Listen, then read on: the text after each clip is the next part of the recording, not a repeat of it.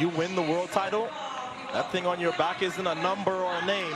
It's a target. And there's a big target on Sha'Carri Richardson this year as she gets ready for her first Olympics.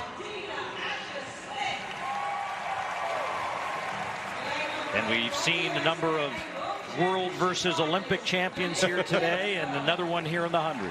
Yeah, and Elaine Thompson-Herah is opening her season here. Now, why open your season in a race this hot? It means that Elaine Thompson-Herah is probably ready to run. She and I flew in on the same flight earlier this week, and I looked at her and I thought, wow, she looks so ready. This is where her personal best was set in 2021 after the Olympic Games, the second fastest time ever. Here's Julian Alfred, the world indoor 60-meter champion from St. Lucia and the University of Texas. It's a loaded field and a lot of eyes on the world watching this to see who is going to emerge as the early season dominant 100-meter sprinter. So a season debut for the reigning Olympic champion. Debut in the 100 this season for the world champion. Women's 100. And we keep an eye in the middle of the track, but it's Julian Alfred now with the lead. But here comes Sha'Carri Richardson. World champion takes down the field at 10:83 for Sha'Carri Richardson. A lot of questions have been answered. Sha'Carri is ready for the Olympic trials, no doubt. But the Olympic champion, Elaine Thompson-Herah, really was adrift of this field.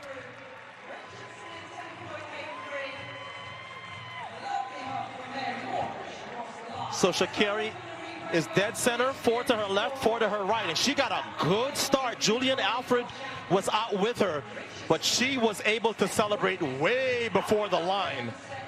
So Sha'Carri's ready. We saw her in China having some just sort of middling results in the 200, but she went back to work under her coach Dennis Mitchell. And the Olympic champion, Elaine Thompson-Herah, dead last. So any questions that were to be had have been answered, at least in the immediacy. Sha'Carri's ready to come back here in just over 3 weeks' time and make the U.S. team. Well, took those target shots, but now let's look at the replay as we follow them along. Yeah, when Sha'Carri starts this well, she always puts herself in a position to win because we know how well she finishes. And I can't help but to think back to 3 years ago on this track after the Olympic Games. Elaine Thompson-Herah runs the